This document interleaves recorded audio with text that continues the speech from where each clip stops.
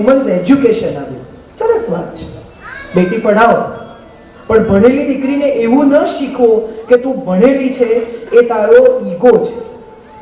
એને શીખવો કે સા વિદ્યાય વિમુક્તએ, જેમ વધુ ડિગ્રી આવતી જાય ને એમ નમ્ર થતી જાય. જ્ઞાન તો મુક્ત કરે, જ્ઞાન અહંકાર આપે તો એ જ્ઞાન જ નથી, એ કાગળિયા છે.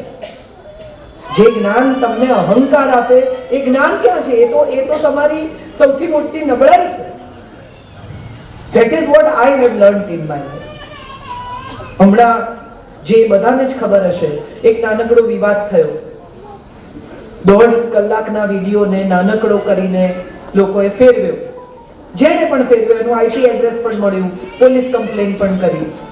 પણ મેં નમ્રતાથી માફી માંગી. એનું સૌથી મોટું કારણ એ છે કે મારે કોઈને હર્ટ નથી કરવા, અને હર્ટ કરવા એ મારો મોટિવ જ નથી. હું તો જગાડવા આવી છું. હું શું કરવા કોઈને ઘા પહોંચાડું? હું તો ખાલી એટલું જ કહું કે તમારા સંસારમાં, સંબંધોમાં, સંતાનો સાથે સ્નેહ જળવાય. તો હું કોકને આવી રીતે બોલું?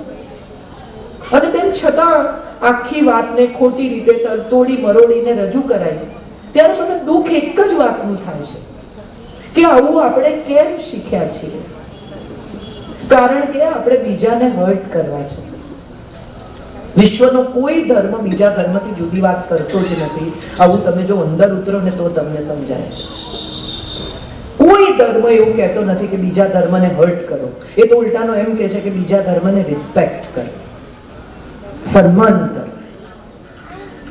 સૌથી મોટી વાત નવકાર મંત્રની કે એમ કે છે કે વિશ્વભરના હરિભક્તોને નમસ્કાર, વિશ્વભરના આચાર્યોને નમસ્કાર, વિશ્વભરના શિક્ષકોને નમસ્કાર, અને સૌથી મોટું સર્વ લોકે સર્વ સાહુને, બધે સર્વ સાધુઓને નમસ્કાર. ક્યાંય એમ નથી કહેતા બીજા ધર્મના નહીં. તો આટલી મોટી વાત જે ધર્મે કરી છે એના વિશે હું ખરાબ શું કામ બોલું? પણ થયું, અને થયું તો ભલે થયું, મને એનોય અફસોસ નથી. મેં તો માફી માંગી. અને મારો દીકરો મને શું કામ, ત્યારે મેં એને કહ્યું, મેં કીધું ના, જો તમારામાં નમ્રતા હોય તો માફી માંગવી જ જોઈએ. અને મારા દીકરાને આનાથી એક દાખલો મળ્યો કે તમે ખોટા નથી તો પણ માફી માંગો, કારણ કે એ તમારી સજ્જનતા છે. You should do that. તમે કઈ ખોટું નથી. કોઈને પણ અજાણતા પણ તમારાથી દુઃખ પહોંચ્યું હોય તો માફી માંગી લેવાની, એ જ ધર્મ છે. અજાણતા થયું, જાણીને તો કદી મેં કોઈને દુઃખ નથી પહોંચાડ્યું, પણ જો એવું થયું તો પૂરા દિલથી ક્ષમા માંગવાની. એમાં ખોટું શું છે? એમાં અહંકારની જરૂરત જ નથી. ક્ષમા ન માગી શકે એ વધુ પીડાય, આવું તમે માર્ક કરજો. જે ક્ષમા માગી લે ને મુક્ત થઈ જાય. તમે તો સોરી કહી દીધું, હવે એનો પ્રોબ્લેમ. વિચારી જોજો મારી વાત ઉપર કે તમે પૂરા દિલથી કહી દીધું, ભાઈ આઈ એમ સોરી, હવે માફ કરવું કે નહીં એનો પ્રોબ્લેમ છે, તમારો નથી. તમે તો હાથ ખંખેરી નાખો. ઓક્ટોબર આવે ને અને બધી બહેનો માળિયા પરથી બધું ઉતારે, હા કે ના? અને એવું નક્કી કરે હું બધું કાઢ નાખીશ નક્કામાં, હા કે ના? અને પછી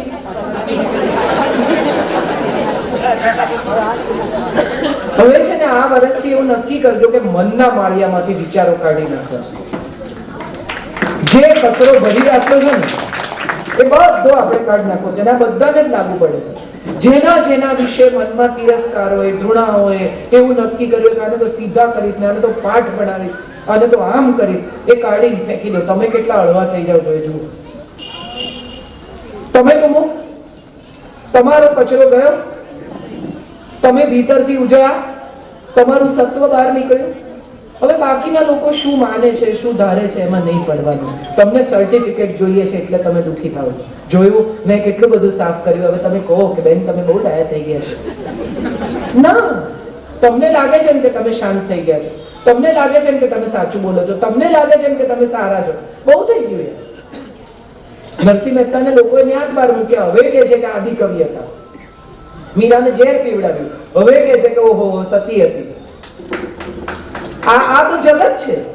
તમારા ગયા પછી જ તમારી કિંમત કરશે. મીના કુમારી મરી ગઈ એટલે પાકીઝા ચાલ્યું.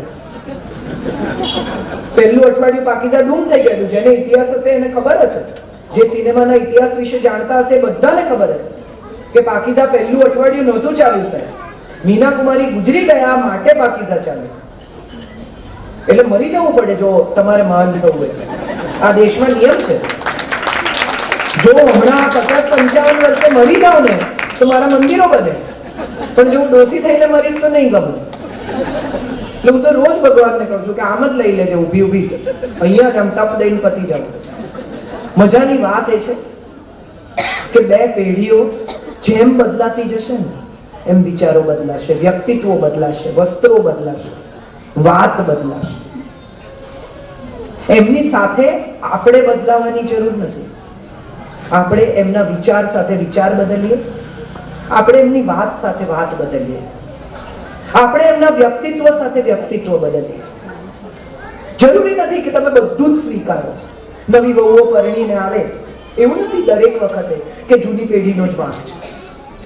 એની મમ્મી એને કરિયાવરમાં મૂકી આપે કે સાસુને બધું આપીને દેતી, આ પડી નહીં થઈ જતી. આ પણ ગુનો જ છે. બધે જૂની પેઢી જ જવાબદાર છે એવું નથી. નવી પેઢી નથી સાંભળતી, નવી પેઢી તોછડી છે કેટલીક બાબતોમાં. નવી પેઢીને દરેક વખતે પોતાનો જ કક્કો ખરો કરવો છે. આવું પણ આપણે ઘણા કિસ્સાઓમાં જોયું છે. ત્યારે મારે આ નાના છોકરાઓને કહેવું છે કે તમે જ્યારે બોલી નહોતા શકતા ને ત્યારે જે તમારી ભાષા સમજતી હતી ને એ તમારી માં હતી. જ્યારે તમે ચાલી નહોતા શકતા, જ્યારે જે તમને ઉચકી ઉચકીને ફરીને એ માં હતી. બેટા, કોઈ મમ્મી બાળકને એસટીમાં ભૂલી ગયું એવું સાંભળ્યું છે? પર્સ ભૂલી આવે, સાડી ભૂલી આવે, પેકેટો ભૂલી આવે, બચ્ચું ભૂલાયું છે? કોઈ ઇતિહાસમાં ક્યાંય સાંભળ્યું કે મમ્મી બાળક ભૂલી ગઈ? તો એનો અર્થ એમ થયો કે માના શરીરનો હિસ્સો છો તમે, અને કેટલો સમય એ માએ આપ્યો છે, કેટલા ઉજાગરા કર્યા છે. એ મમ્મીને તમે નહીં સમજો તો કોણ સમજશે? આ આખી પેઢીને મારે સમજાવવું છે કે તમારી મમ્મી તમને નથી સમજતી એવી ફરિયાદ જ્યારે તમે કરો છો ને ત્યારે એવું પણ સમજો કે તમે પણ મમ્મીને સમજો. મમ્મી જ્યારે ના પાડે દીકરીને આમ પહેરીને નહીં જવાનું, ત્યારે મમ્મી જૂનવાણી નથી, ચિંતા કરે છે. જ્યારે મમ્મી એમ કે આમ નહીં, હોમવર્ક કરી લે બેટા, હોમવર્ક કરી લે બેટા, ત્યારે દરેક વખતે મમ્મીની ચિંતા એટલી જ છે કે કાલે તમને સ્કૂલમાં પનિશમેન્ટ ન થાય. એને કચકચ કરીને 12મા ધોરણમાં તમારા બહુ ટકા આવે એવી એની ઈચ્છા એટલા માટે છે કે તમને સારી જગ્યાએ એડમિશન મળે. એને નથી મળવાનું એડમિશન. સો બંને પેઢી એકબીજાને સમજવાની જરૂર. આમાં એક જણ સમજશે ને બીજા નહીં સમજે એવું થશે તો કોઈ દિવસ ક્યાંય મેળ નહીં પડે. તમે કુંડા, જે લોકોના ઘરમાં ગાર્ડનિંગ હશે એ બધાને ખબર હશે કે તમે નર્સરીમાંથી છોડ લાવો ને એની માટી સાથે તમારે વાવવો પડે. તમે આમ સોઈ ઝાટકીને એકલા મૂળ વાવી દો તો છોડ જીવે નહીં. હા કે ના? આ નવી વહુ જે પરણીને આવે ને પોતાની સાથે એની માટી લાવે છે. તમારા કુંડામાં જગ્યા કરી ને એની માટી સાથે વાવી દો. એ માટી એને મદદ કરશે તમારી માટી સાથે મેચ થવામાં. આ કરવું પડશે. તમે નવો ફોન ખરીદો અને એનો ડેટા ટ્રાન્સફર કરતા હો ત્યારે તમને ફોન વાળો કે ખબર કે આને વચ્ચે નહીં અડતા ડેટા ટ્રાન્સફર થતો હોય ત્યારે. આ નવી પેઢીનો ડેટા જ્યારે ટ્રાન્સફર થતો હોય ને ત્યારે જો વચ્ચે બટનો દબાવશો ને તો હેંગ થઈ જશે. એનો ડેટા ટ્રાન્સફર થવા દો. આ નવી ટેકનોલોજી છે, આપણે સમજવી પડશે, શીખવી પડશે. અને સૌથી મહત્વની ને છેલ્લી વાત જે મારે તમને કહેવાની છે એ છે કે કોઈ પણ સ્થિતિમાં સ્નેહ નહીં ઘટવા દેતા. કોઈ પણ પરિસ્થિતિમાં તમારો પ્રેમ ન ઘટવો જોઈએ. એ સામે બોલે, ગુસ્સે થાય તો એ એનું ગરમ લોહી છે, તમારું તો ઠંડુ પડ્યું છે ને. તમને ખબર છે કે 17 વર્ષના હોવું એ શું છે, એને નથી ખબર કે 45ના મા બાપ હોવું એ શું છે. તમે તો 17 માંથી આવ્યા, તમે સ્કૂલ બંક કરી, તમને ક્લાસમાં કોઈ ગમતું હતું, તમે આ બધું જોઈ લીધું છે. એને નથી જોયું. એને નથી ખબર કે 45ના પિતાએ શું સંઘર્ષ કર્યો છે. એ એને ત્યારે જ સમજાશે જ્યારે 45-50 નો થશે.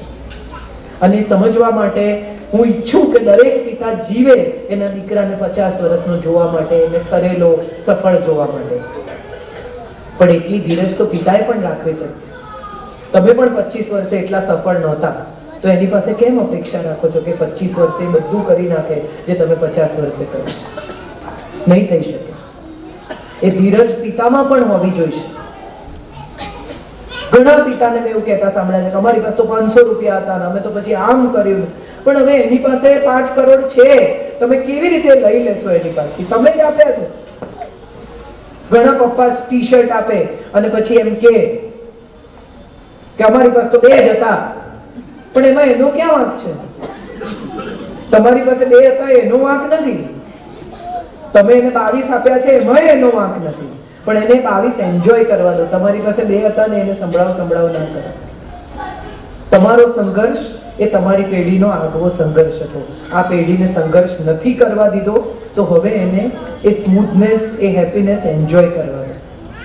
મોટા ભાગના પપ્પા એવું બહુ સંભળાવે છે કે આ બધું મેં આપ્યું, તો સારું કર્યું તમે આપ્યું, પણ હવે એ કરીને શું ફાયદો? તું 9:30 ઉઠી શકે છે કારણ કે હું 9:30 કામે જાઉં છું, તો સારું ને, એને 9:30 ઉઠવા દો. જા જી લે આપની જિંદગી સિમરન. તમે નથી ઉઠ્યા તો એને ઉઠવા દો, એમાં ક્યાં વાંધો છે? એનો સમય આવશે એટલે એ 7 વાગે ઉઠીને દોડતો થઈ જશે. મજાની વાત એ છે કે આપણે આ ખાલી સિનેમામાં જ જોઈએ છે, કહેતા અચકાઈએ છીએ. એને જીવવા દો એની યુવાની, બલકે તમારા ભાગની યુવાની પણ એને જીવવા દો. તમે નથી જીવ્યા, તમે બહુ મહેનત કરી છે, એના હિસ્સામાં એ મહેનત ન આવે એની તમે કાળજી લીધી છે, તો પછી શું કામ કડવા થાવ છો? શું કામ એને સંભળાવો છો કે તમે શું કર્યું છે? જોઈ જ રહ્યા છે કે તમે શું કર્યું છે. એને સમજે ત્યાં સુધી થોડીક શાતા, થોડીક ધીરજ, થોડીક ક્ષમતા હું માનું છું પિતાના પક્ષે પણ જરૂરી છે.